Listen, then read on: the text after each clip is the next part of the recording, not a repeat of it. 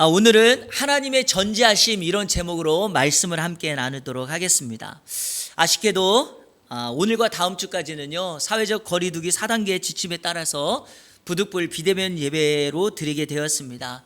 이런 의미에서 여러분 마음을 좀 정돈하시고 가정에서 예배 드리실 때 구별된 마음으로 몸과 마음을 잘 구별하셔서 영과 진리로 드려지는 예배를 드리시기를 바랍니다. 그리고 오늘 예배 참석하시고 가정에서 예배 드리시는 모든 성도님들에게 하나님의 크신 은혜와 평강이 넘쳐나기를 주님의 이름으로 축원합니다.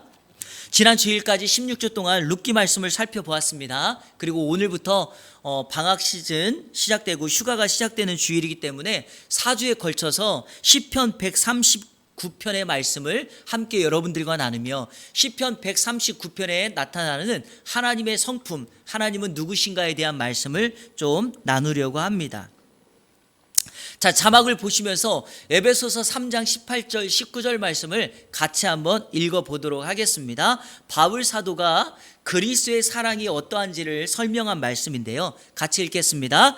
능히 모든 성도와 함께 지식에 넘치는 그리스도의 사랑을 알고 그 너비와 길이와 높이와 깊이가 어떠함을 깨달아 하나님의 모든 충만하신 것으로 너희에게 충만하게 하시기를 구하노라. 아멘.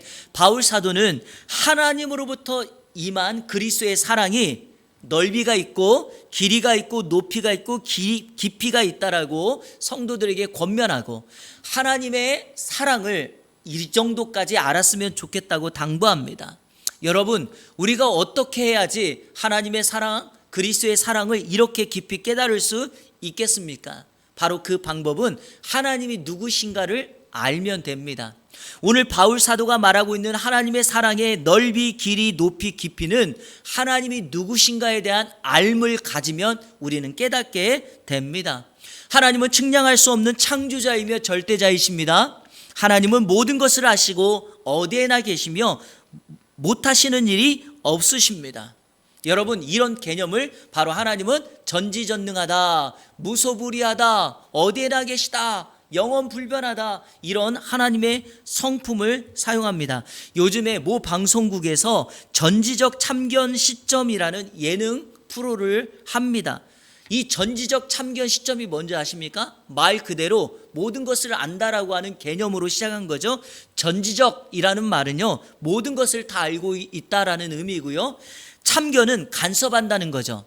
자, 그러면 여러분, 한 연예인의 가까이에 있어서 그 연예인을 알고 있는 사람이 누굴까요? 매니저입니다.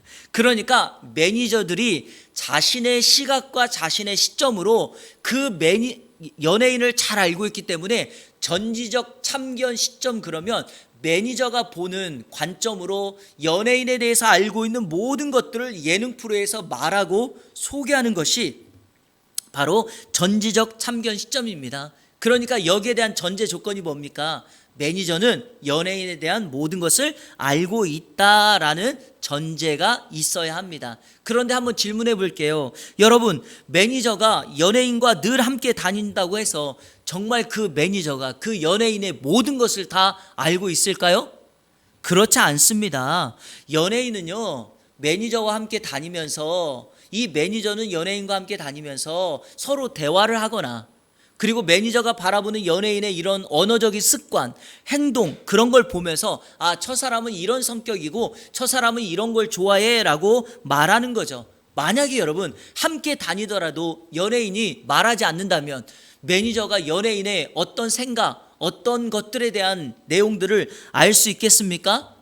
모르죠. 그래서 전지적으로 안다고 말할 수가 없습니다. 그런데 이와 반해서 하나님은 다릅니다. 하나님은 전지하신 분이죠. 하나님은 정말로 전지하신 분이기 때문에 모르시는 것이 하나도 없습니다. 이러한 하나님, 이렇게 모든 것을 알고 계신다, 하나님의 모습을 소개하고 있는 대표적인 성경 구절이 바로 시편 139편입니다. 자, 오늘 이 하나님의 전지하심을 오늘 우리가 읽은 말씀 본문을 통해서 함께 나누려고 하는데 1절에 그 하나님의 전지하심의 모습을 다음과 같이 소개하고 있습니다. 자, 1절 같이 읽겠습니다. 시작. 여호와여 주께서 나를 살펴보셨으므로 나를 아시나이다. 자, 이 성경을요 세번역 성경으로 다시 한번 읽어볼게요. 같이 한번 읽겠습니다. 시작. 주님께서 나를 샅샅이 살펴보셨으니 나를 환히 알고 계십니다. 여러분 느낌이 더 오십니까? 하나님이 나를 어떻게 살펴보셨다고요? 샅샅이 살펴보았고 나를 알고 계신데 어느 정도까지요? 환히 깊은 곳까지라도 다 알고 계신다라고 말씀하고 있습니다. 자, 이것을요 NLT라는 영어 성경을 읽어보니까 이렇게 표현했어요. 하나님은 나의 마음을 조사하시고 나에 대한 모든 것을 알고 계신다라고 이렇게 풀어 놓았어요. 그러니까 여러분 하나님이 우리를 아는 방식은 어떤 방식입니까? 우리의 마음 깊은 곳이라도 모르는 것이 없다라는 거죠. 이 하나님 앞에 우리가 숨길 게 무엇이 있겠습니까? 전지하신 하나님 앞에 나의 모든 것을 알고 계신 하나님 앞에 있는 모습 그대로 나아갔을 때 그분이 우리를 싸매어 주시고 회복시켜 주시고 우리와 함께 하시며 우리에게 은혜를 베풀어 주실 줄로 믿습니다. 그런데 오늘 말씀 1절을 딱 읽다 보면은요, 여러분 궁금증이 하나 생기는 게 있을 거예요. 이런 거죠. 하나님은 우리를 꼭 살펴봐야지, 조사해야지만 다 알고 계신가? 여러분 어떠합니까? 그렇습니까? 그렇지 않습니다. 그런데 왜 성경은 시편 139편에서 다윗의 시라고 말하는데 다윗은 왜 이런 표현을 썼을까요? 하나님이 우리를 샅샅이 조사하셨다는 의미가 무엇입니까? 하나님의 특별한 관심과 사랑의 표현이죠. 우리가 이해할 수 있는 언어로 하나님은 우리를 샅샅이 살펴보셨다라는 건 내가 너를 잘 알고 있고 너에 대한 관심이 있고 너를 사랑한다라는 하나님과의 친밀한 관계 형성을 위해서 다윗은 오늘 이렇게 표현하고 있습니다. 여러분 오늘 이 하나님과 친밀한 관계를 형성하는 은혜가 있기를 주님의 이름으로 축복합니다. 자, 그럼 전지하신 하나님은 우리의 무엇을 알고 계실까요? 오늘 우리가 읽은 본문이 전지하신 하나님은 세 가지를 알고 계신다라고 말합니다. 자, 여러분 세 가지입니다. 그런데 이렇게 답하면 어떨까요? 하나님은 우리의 무엇을 알고 계실까요? 라고 하는 말에 다 안다 다 안다 이렇게 말하면 여러분 틀린 말은 아니죠. 그런데 다 안다 그러면 마치 좀 우리와 거리감이 생길 수 있어서 오늘 시편은 우리에게 세 가지를 하나님이 특별히 알고 있다라고 말을 합니다. 한번 살피면서 하나님의 은혜를 나누도록 하겠습니다. 첫째로 전지하신 하나님은 우리의 앉고 일어서는 것까지 아십니다. 한번 따라해 볼까요? 앉고 일어서는 것. 하나님은 우리가 앉고 일어서는 것을 아신다고 말합니다. 2절 말씀은 이렇게 시작합니다. 주께서 내가 앉고 일어섬을 아신다라고 말합니다. 2절은 1절에 여호와여라는 말을 받는 2인칭 대명사로 시작합니다. 바로 주께서라는 말로 시작하죠. 제가 가끔 설교할 때 그 말을 하지만 원문에 보면은요 히브리어는 특별히 인칭 대명사를 사용하지 않아도 그것이 여호와인지 하나님인지 다 알 수 있어요. 그런데 굳이 다시 한번 인칭 대명사를 사용했다는 것, 그리고 그 인칭 대명사를 문장의 맨 앞에 사용했다는 건 무슨 의미일까요? 그 단어를 강조하고 싶은 거예요. 그 단어가 중요하다는 걸 말하고 싶은 것입니다. 그러니까 주께서라는 말을 강조하고 싶어서 오늘 성경이 한 번 더 맨 앞에 사용하고 있다는 거죠. 그러면 무슨 의미일까요? 하나님, 전지하신 하나님이 우리의 앉고 일어서는 것을 다 아신다라는 이 부분을 강조하고 싶어서 사용하고 있는 거죠. 성경에서 앉고 일어선다는 것은 무슨 의미입니까? 한번 따라해 볼까요? 나의 인생사.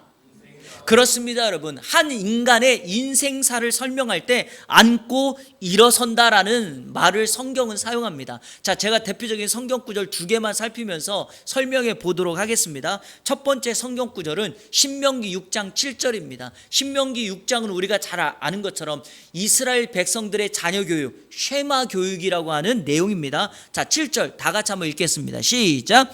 내 자녀에게 부지런히 가르치며 집에 앉았을 때든지 길을 갈 때든지 누워 있을 때든지 일어날 때든지 이 말씀을 강론할 것이며. 여러분, 부모된 자들은요, 자녀들이 앉아 있을 때나 일어설 때나 하나님의 말씀을 가르쳐야 된다 그랬죠? 그러면 여러분, 앉아 있을 때나 일어설 때나의 의미가 뭘까요? 그 한 인생, 자녀 전체 인생사 속에서 떠나지 않고 가르쳐야 될 게 뭘까요? 하나님의 말씀입니다. 어릴 때부터 말씀을 가르쳐야 되지만 어릴 때만 가르치는 게 아니라 전생에 성년이 되고 노년이 되어서도 하나님의 말씀을 부지런히 가르치고 배워야지 어떻게 됩니까? 하나님의 말씀에서 떠나지 않고 바른 옳은 길을 갈 수 있다라는 거죠.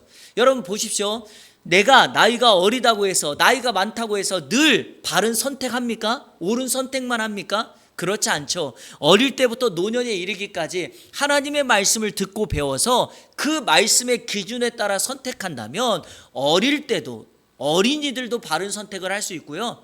그렇지 않다면 노년들도 잘못된 선택을 할 수 있는 겁니다. 그러니까 인생 전 생애를 통해서 우리는 하나님의 말씀을 듣고 배워서 말씀대로 살아야 된다. 이것을 강조하고 있다라는 겁니다. 자, 신명기 6장이 어릴 때의 모습이라면 장성한 사람의 모습에서 나타나는 성경을 한번 볼까요? 시편 127편 2절입니다. 자, 우리 유명한 성경 구절을 제가 한번 읽어보겠습니다. 너희가 일찍이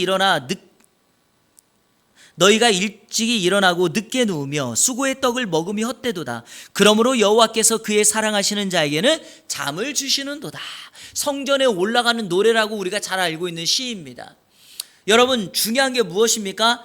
아침에 일찍 일어나고 늦게 눕는 것, 일어나고 눕는 것. 여러분, 우리가 성장해서 먹고 사는 문제를 해결하기 위하여 어떤 사람은 아침에 일찍 일어나고 늦게 눕기도 합니다. 물론 반대의 경우가 있죠. 결국에 이러한 모든 인생사의 과정에서 우리가 조금 더 삶을 윤택하게 살기 위해서 우리는 아침에 일찍 일어나고 늦게 눕는다. 결국에 무슨 의미입니까?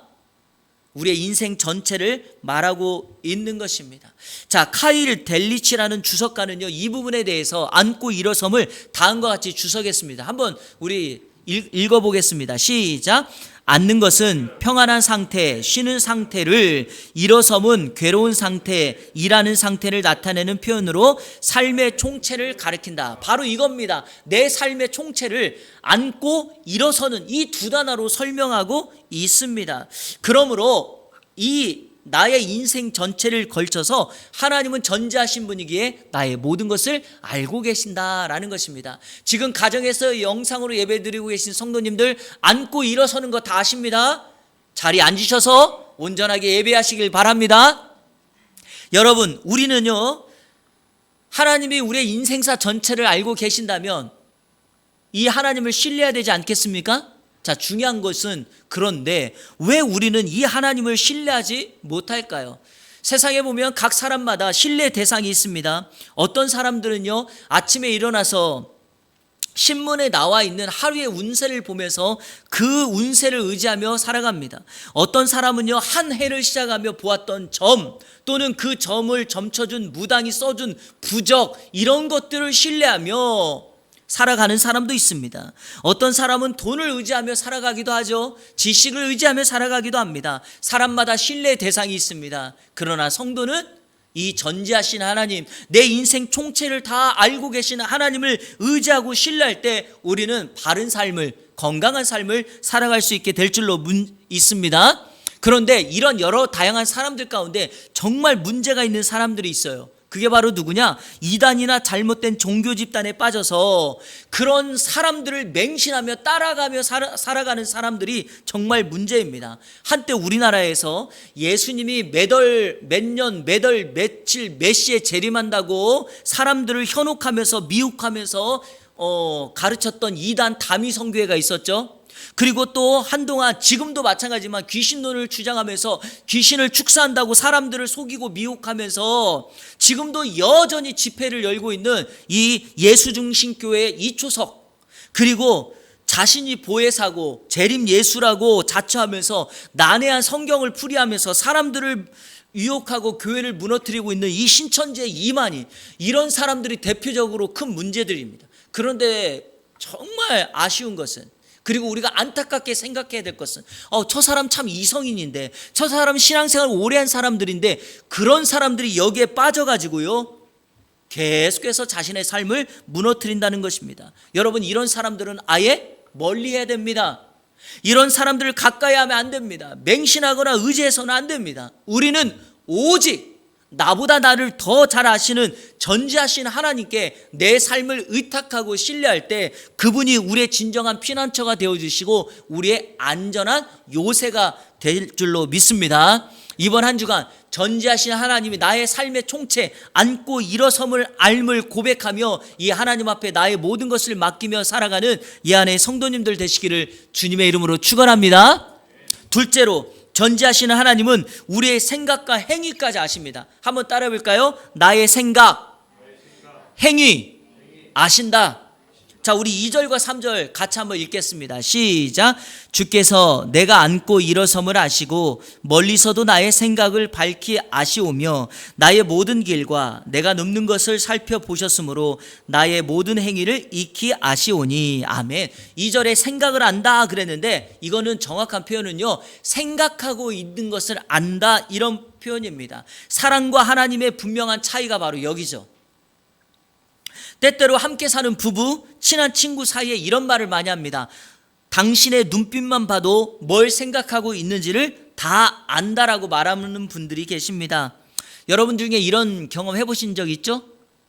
저도 제 아내가 이렇게 말을 합니다. 제가 어떤 눈빛을 짓거나 어떤 행동을 하면 종종 이렇게 말하곤 합니다. 그런데 여러분, 이러한 것들은 다 뭡니까? 살아오면서 만나면서 그 사람의 경험 해보니까 이런 습관이 있고 저런 눈빛을 했을 때, 이런 상황이 되었을 때 이런 행동을 하더라, 이런 근거로 판단하는 것 아니겠습니까? 목마를 때 물을 먹고 싶을 때 어떤 표정을 내는 것, 옆에서 지켜보았던 사람들은 다 알죠. 그래서 이렇게 말을 하죠. 당신 물 먹고 싶구나. 어떻게 알았어? 이런 표현을 하지 않습니까? 사람은 그럴 때 있습니다. 자, 그런데 여러분, 제가 한번 물어볼게요. 만약에 그 부부가 멀리 떨어져 있으면 어떤 생각을 하고 있는지 어떻게 합니까? 이렇게 말하면 정답일 수는 있어요. 무슨 생각해? 당신 생각. 그러면 정답일 수 있겠어요. 그러나 여러분, 사람은 그렇게 못합니다.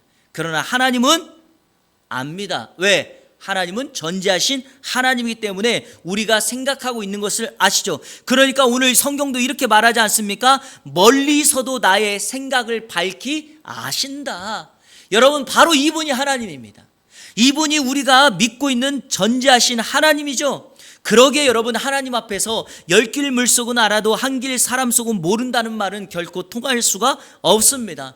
그러므로 성도는요, 사람의 눈에 보여지는 행동, 그 결과만 신경 써서는 안 돼요. 왜? 멀리서도 우리가 생각하고 있는 것을 아시기에 우리는 성도로서, 하나님의 자녀로서 하나님 앞에 내 마음 중심의 생각까지도 바르게 해야 될 줄로 믿습니다. 세상은 도덕적이고 윤리적인 범죄의 결과로 도덕의 유무를 판단합니다. 죄의 유무를 판단합니다. 그러나 신앙의 차원에서는 늘 보여지는 결과가 아니라 뭘로 판단해야 됩니까? 마음속의 동기와 생각으로 판단해야 합니다. 예수님께서 산상수훈에서 가르쳤던 천국 백성의 삶이 바로 그것 아닙니까? 예로 들어볼게요. 살인하는 것만 죄라고 주님은 말하지 않고 사람들에게 화를 내거나 욕을 하는 것도 살인과 같은 심판을 받는다라고 말합니다. 간음하는 것만 간음죄가 아니라 사람에 대해서, 이성에 대해서 음욕을 품는 것이 간음죄라고 말합니다. 왜 이렇게 말할까요? 천국 백성의 삶, 하나님의 자녀는요, 눈에 보여지는 결과로 평가받는 것이 아니라 마음속의 동기와 생각으로부터 먼저 평가받기 때문이죠. 한국 사회에 죄의 정의를 내리는 기준이 있다는 거 아십니까? 여러분, 죄의 기준이 뭐예요? 근데 사람들로부터 나오는 죄의 기준이 있어요. 사회가 정해놓은 규율, 즉 법을 지키냐 안 지켰냐, 이것이 아니에요. 뭐죠? 걸렸냐 안 걸렸냐, 이게 기준이에요. 그러니까 보세요 여러분, 똑같은 죄를 범하고도 어떤 사람은 그 죄가 걸려서 감옥에 가는데 어떤 사람은 걸리지 않아서 평안한 삶을 살아가요. 사기죄를 저질러도 마찬가지예요. 그런데 여러분, 이거에 대한 가장 쉬운 예가 바로 뭐냐? 교통법규예요. 자, 우리는 나도 모르게 습관적으로 어떤 이 교통 법규를 어겼어요. 항상 그렇게 다녔어요. 그런데 여러분 보세요. 어느 순간에 경찰이 그걸 보고 나를 붙잡아서 죄를 범했다고 티켓을 끊어줬어요. 그래서 딱지라는 걸 받았단 말이죠. 죄를 범하게 된 거예요. 자, 그러면 여러분, 그 죄를 범한 사람이 제가 잘못했습니다라고 인정합니까? 대부분 사람들이 딱지를 받고 가면서 뭐라고 말하죠? 그렇죠. 오늘 재수 없었어. 이렇게 말을 한다는 거죠. 이게 여러분 오늘날 우리가 살아가는 세상의 모습입니다. 죄를 죄로 인정하지 않습니다. 왜냐? 걸리지만 않으면 된다라고 생각하니까요. 그러면 나는 모든 문제가 해결된다고 생각하니까요. 제가 늘 여러분에게 강조하지만 세상의 기준이 그렇다고 하나님의 말씀을 붙들고 살아가는 성도들이 그렇게 살아가서 되겠습니까? 성도는 그렇게 하면 안 됩니다. 왜냐? 우리는 전지하신 하나님 앞에 살아가는 존재 대상이기에 우리는 그분이 나의 모든 것을 다 알고 있으며 생각하는 것까지 알고 계시기에 우리는 그분 앞에 내 마음과 생각의 동기까지도 온전하게 드려야 합니다. 믿으십니까? 그래서 오늘 이 전지하신 하나님 앞에 행동의 결과만이 아니라 마음의 생각까지도 온전하게 구별하는 예안의 성도님들 되시기를 간절히 소원합니다. 자, 그 생각까지 아시는 하나님이 3절에서 뭐라고 말하는가? 하나님은 우리의 모든 행위를 다 아신다고 말해요. 근데 여러분 주의해야 될 것이 이겁니다. 여기서 말하는 행위는 행동, 이 그 단어가 아니라 정확한 번역이 뭐냐? 길, 태도, 방식이에요. 그러니까요, 하나님이 우리에게 원하는 건 뭘까요? 어떤 행동을 했다라는 게 아니라 그 행동을 하기 전에 태도와 자세와 길, 방향, 이것까지도 우리 주님은 다 알고 계신다는 거죠. 자, 여러분 3절을 현대어 성경이 이렇게 번역했어요. 제가 한번 읽어볼게요. 일거수일투족 모두 다 알고 계십니다. 여러분 일거수일투족이 무슨 말이죠? 제가 사전을 찾아보니까 일거수일투족이라는 말은 손 한 번 들고 발 한 번 옮긴다는 뜻이에요. 그래서 어떤 의미로 사용하는가? 크고 작은 동작 하나하나를 이루는 말. 내가 발을 떼고 손 하나 들고 하는 거, 이게 바로 일거수일투족이에요.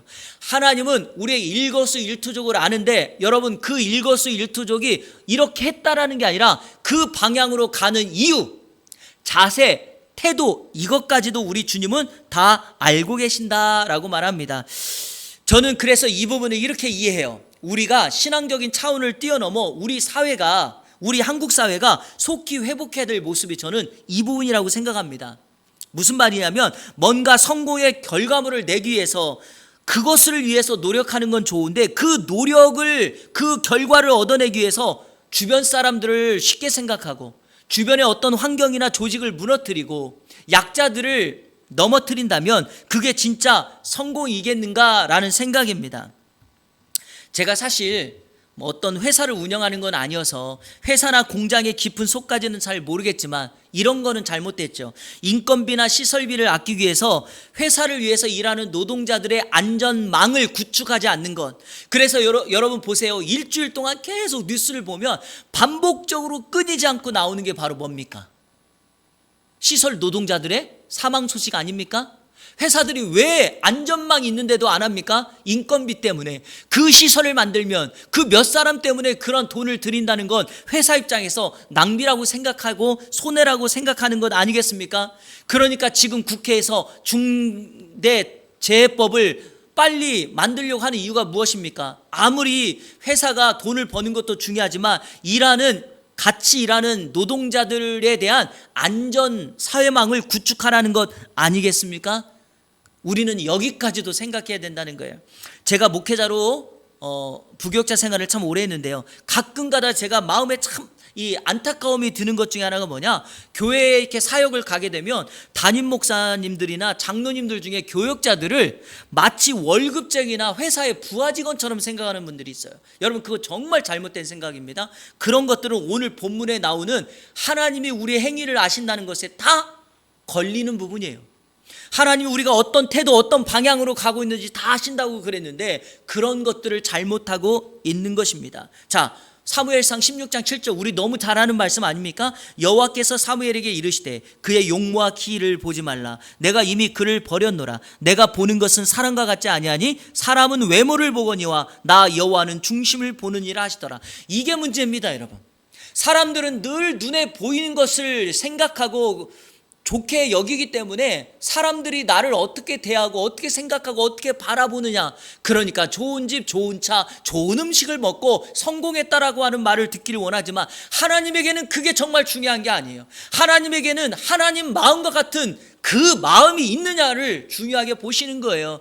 여러분, 우리가 꼭 기억해야 될 것은 하나님은 우리의 마음 중심까지 다 알고 계시기 때문에 하나님이 좋아하는 사람은 어떤 사람이에요? 행동의 결과만이 아니라 그 행동을 하기 전까지 내가 갖는 생각, 태도, 자세, 여기까지도 우리 주님은 일거수일투족을 다 보고 계신 줄로 믿습니다. 이런 말이 있어요. 사람은 속일 수 있을지 몰라도 하나님은 결코 속일 수 없다. 그러므로 우리는 하나님 앞에 우리의 자세나 태도까지도 바르게 하는 삶, 이 삶이 우리 성도, 이 안에 모든 성도님들의 삶이 되어야 될 줄로 믿습니다. 이 모습으로 이번 한 주 동안 열심히 살아가는 우리들 되기를 축복합니다. 마지막 셋째로 전지하신 하나님은 우리의 혀의 말까지 아세요. 한번 따라해 볼까요? 혀의 말. 자, 우리 4절 다 같이 읽겠습니다. 4절 시작. 여호와여, 내 혀의 말을 알지 못하시는 것이 하나도 없으시니이다. 내 혀의 말을 알지 못하시는 것이 하나도 없다. 자, 이것을요 우리가 조금 더 쉽게 이해하기 위해서 현대어 성경 읽어보겠습니다. 제가 이번 주에는 설교 준비를 하면서 번역본을 이렇게 쭉 계속 읽는데 현대 성경이 좀 쉽게 잘 번역해 놓았더라고요. 자, 읽겠습니다. 현대어 성경 시작. 내가 말하기도 전에 벌써 무슨 말을 하려는지 알고 계십니다. 자, 여러분, 이 말을 기억하시고 우리 성도들이 하나님이 어디까지 알고 계시는가, 말로 뱉은 것뿐만 아니라 그 말하기 전의 것까지도 우리 주님은 다 알고 계신다. 사람은요 의사소통을 뭘로 하죠? 말이라는 걸 해요. 혀와 입을 통해서 합니다. 그러니까 말의 내용, 소리, 그리고 제가 지금 설교할 때 계속 사용하는 이런 손이나 몸의 제스처, 이런 걸 통해서 의사소통이라는 것을 합니다.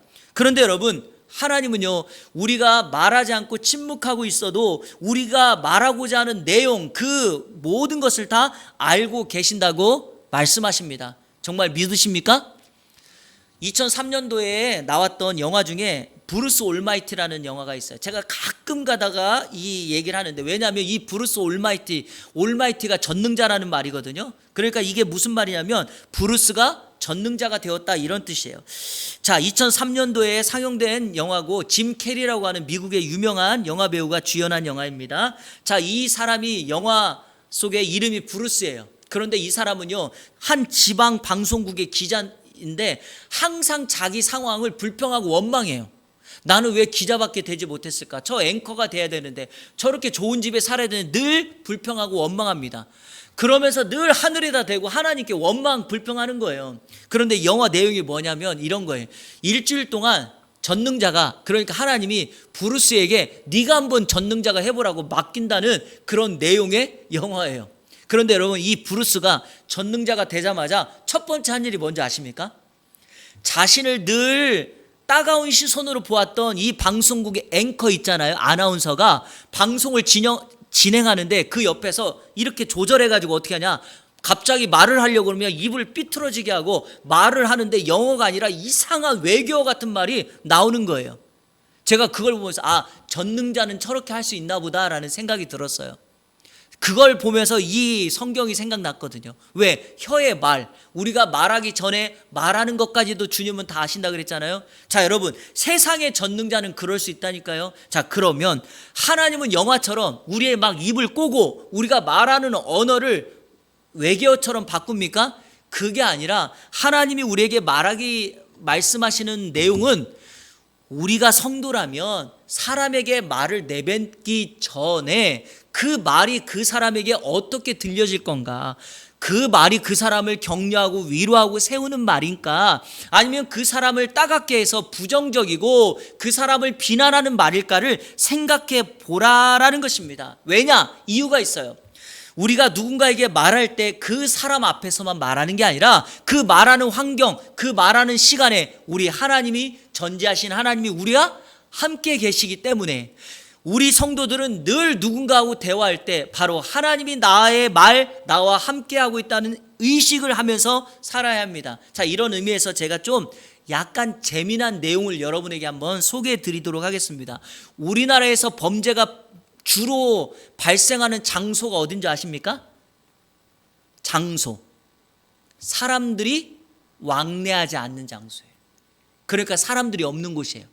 이렇게 사람들이 막 지나다니는 곳에서 범죄가 일어나지 않아요. 꼭 한두 명만 있는 곳, 누구도 바라보지 않는다는 그 장소. 자, 또 하나, 우리나라 범죄가 일어나는 시간대, 가장 높은 시간대가 언제예요?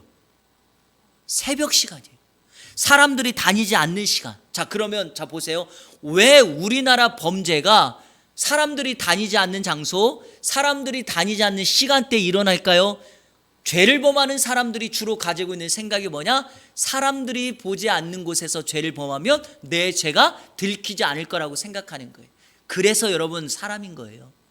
이렇게 생각하는 것이 성경에서 말하는 그대로 사람은 우매하고 어리석다는 표현이죠. 보세요. 사람은 피할 수 있지만 전지하신 하나님을 피할 수 있겠습니까?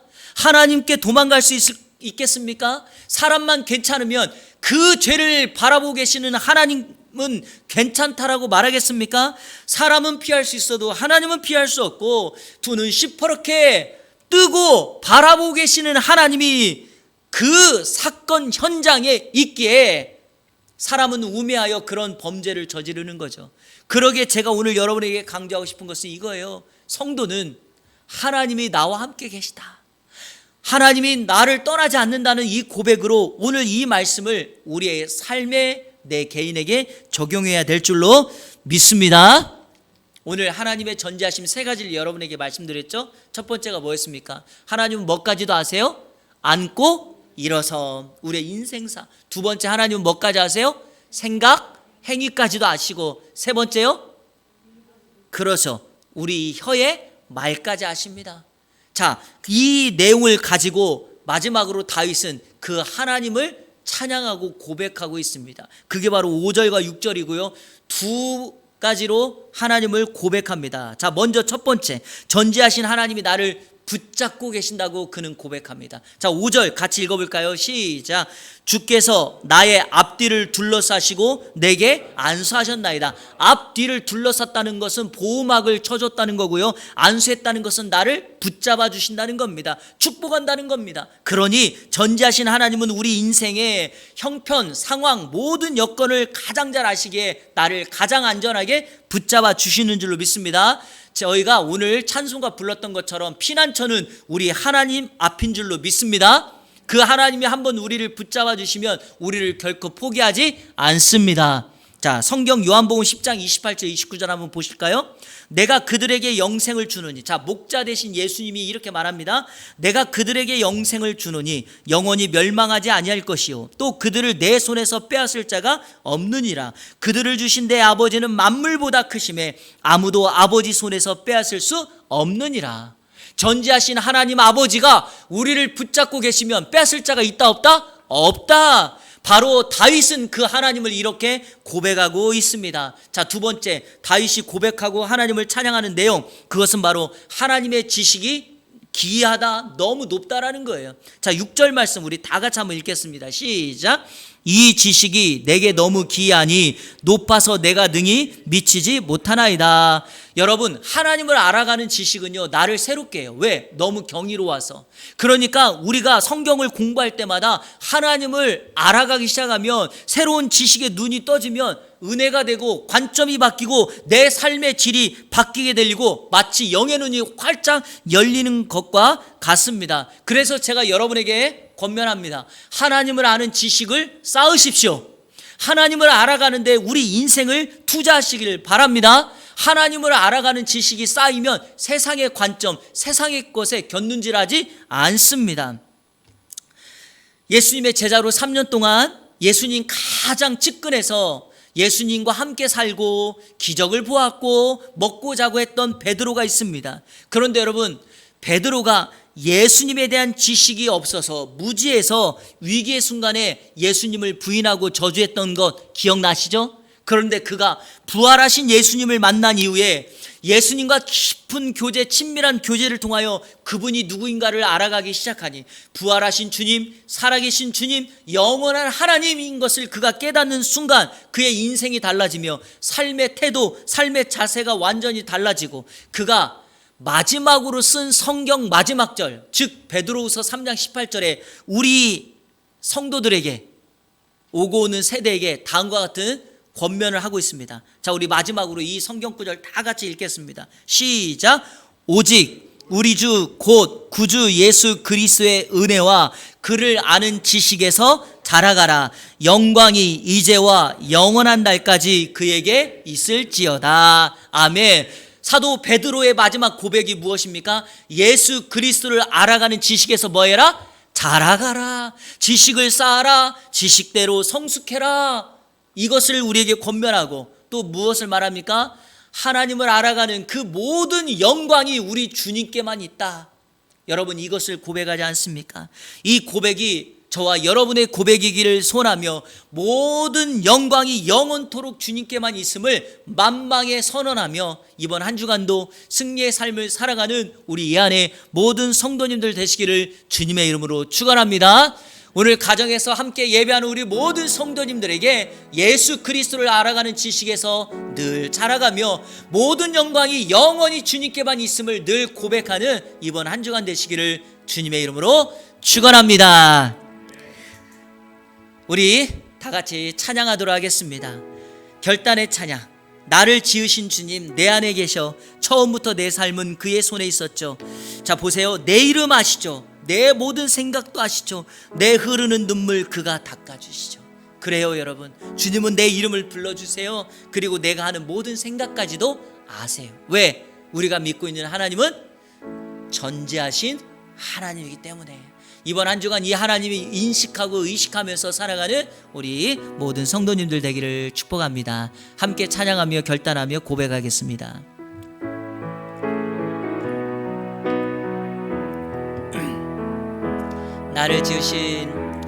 나를 지으신 주님 내 안에 계셔.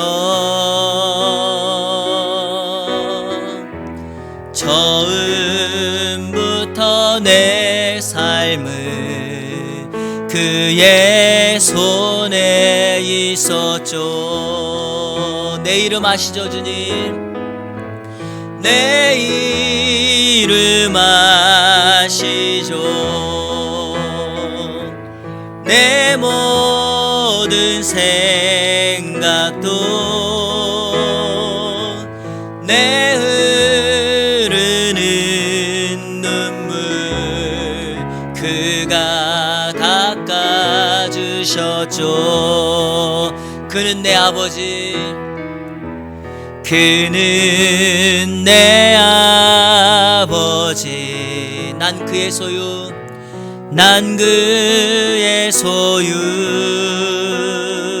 내가 어딜 가든지, 내가 어딜 가든지 날 떠나지 않죠. 아멘. 내 이름 아시죠? 내 이름 아시죠.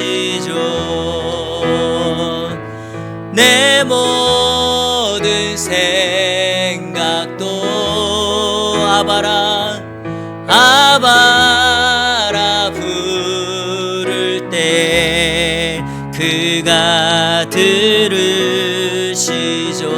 우리 1절 다시 찬양합니다. 나를 지으신 주님 내 안에 계셔.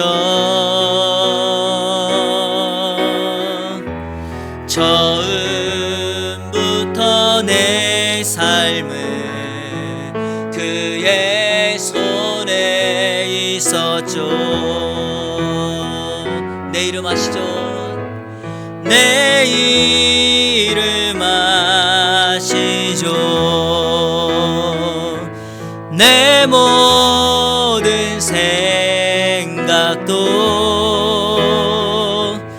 내 흐르는 눈물 그가 닦아주셨죠. 다시 찬양합니다. 내 이름 아시죠 주님.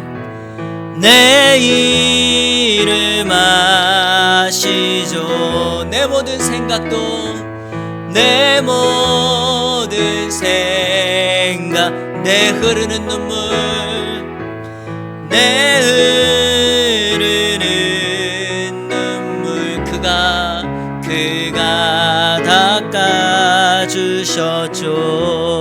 닦아주셨죠. 아멘. 여러분 지쳐서 외로워서 그리고 아파서 뭔가 상황이 여러 가지 어려워서 눈물 흘리고 있을 그때 우리 주님께서 오셔서 눈물을 닦아주세요. 왜? 잘못 살지 않았다고 주님이 말씀하시니까요.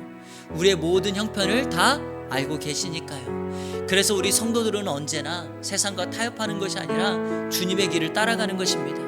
오늘 전지하신 하나님을 우리가 기억하면서 그분의 손에 나는 붙들려 있다. 그러니까 세상의 방법을 추구하는 것이 아니라 우리의 모든 것을 알고 계신 그 하나님 앞에 나의 안고 일어섬 그리고 나의 생각과 행위도 알고 계시고 심지어는 나의 혀의 말까지도 알고 계시는 그 주님 앞에 우리가 모든 것을 맡기고 나아가는 것입니다.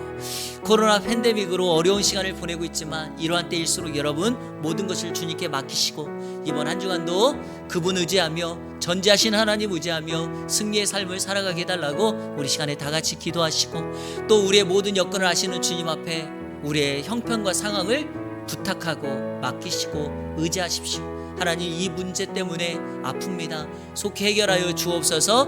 우리의 가정, 우리 교회를, 우리의 자녀를 주님께서 붙잡아 주옵소서. 우리 다 같이 통성으로 기도하며 나가겠습니다. 기도합니다.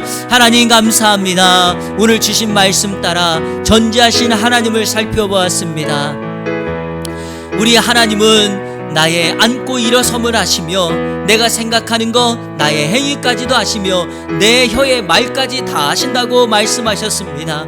이 하나님을 신뢰합니다. 이 하나님을 의지합니다. 세상의 것에 한눈 팔지 않게 하여 주시고 우리가 그것 때문에 마음 빼앗기지 않게 하여 주시고 우리의 삶을 온전히 그분 앞에 맡기고 나아가는 우리의 심령이 될 수 있도록 인도하여 주옵소서. 세상의 수많은 사랑 가운데 그 가운데서도 내 이름을 불러주시며 내가 생각하는 거 다 아시고 내 흐르는 눈물을 주님께서 닦아주시며 내가 안다 내가 모든 것을 바라보고 있다라고 말씀해 주셔서 우리를 위로하시고 격려하시는 그 하나님을 붙들고 나가게 하여 주옵소서.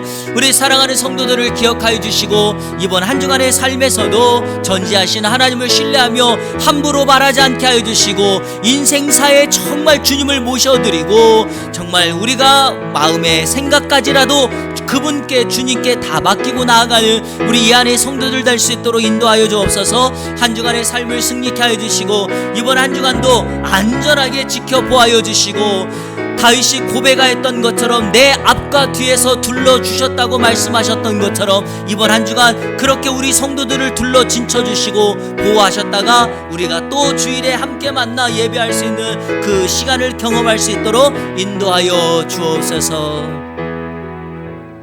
살아계신 하나님 아버지 감사합니다. 전지하신 하나님에 대한 말씀을 나누었습니다.